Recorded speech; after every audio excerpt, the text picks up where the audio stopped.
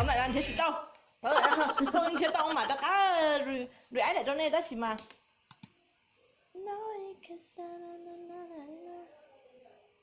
bạn đang vô có eo này.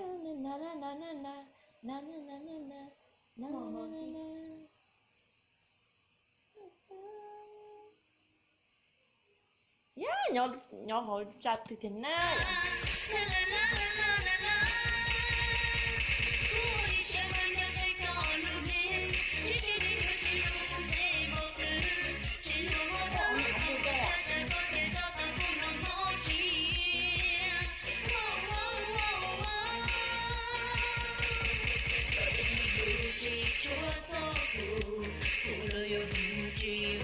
Mẫu eo rất là ngắn nên là mặc quần bên trong không đẹp nhỉ, lưng chạy eo ngắn quá, lưng ngắn quá.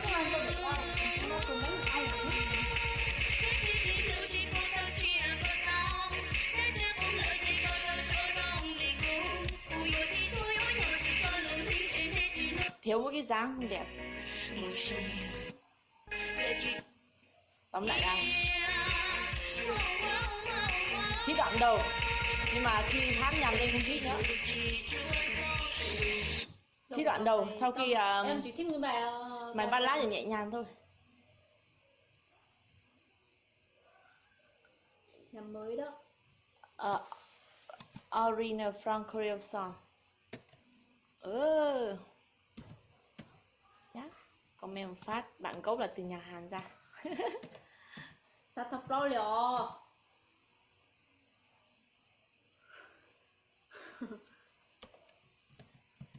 From Korea song. Cool. Kèm một câu đã.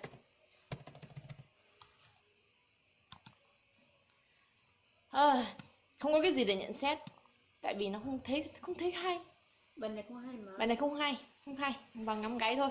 Thế nhá, mình tìm được cái bài này và mình sẽ react lại cho các bạn xem. Không biết là cái bài nào chịu luôn ấy.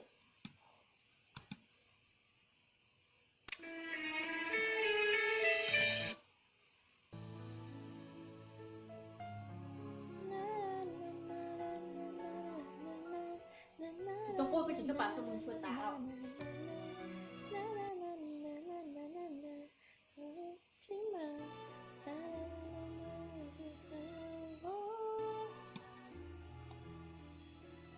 Yeah, chẳng chịu xả tấu kia nè.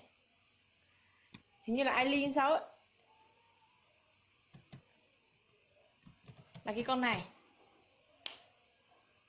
Yopono cha. Có thầy một kia nè. Yopono, nhóm anh có anh will show you đấy. Bây giờ này. Nè nhóm anh cơ. Thấy chưa? Là bài anh will show you của Aileen. Đi sửa lại nhận xét đi. Thì bây giờ sửa lại thôi, vừa nãy mình bảo là Efran nhưng mà bây giờ mình nhớ ra rồi là của Aileen. Đó, I will show you đó. Đấy thấy chưa? Ôi ôi, như vậy mà thế. Ý.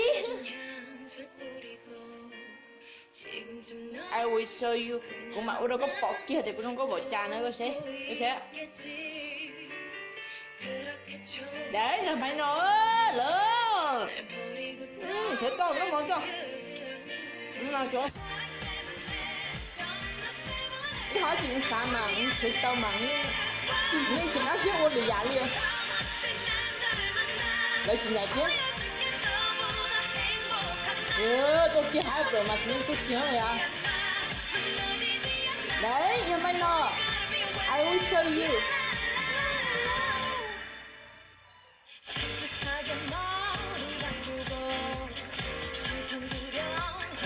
con này rất nổi tiếng trong việc hát các nhạc phim. Đấy thì nó hết thời.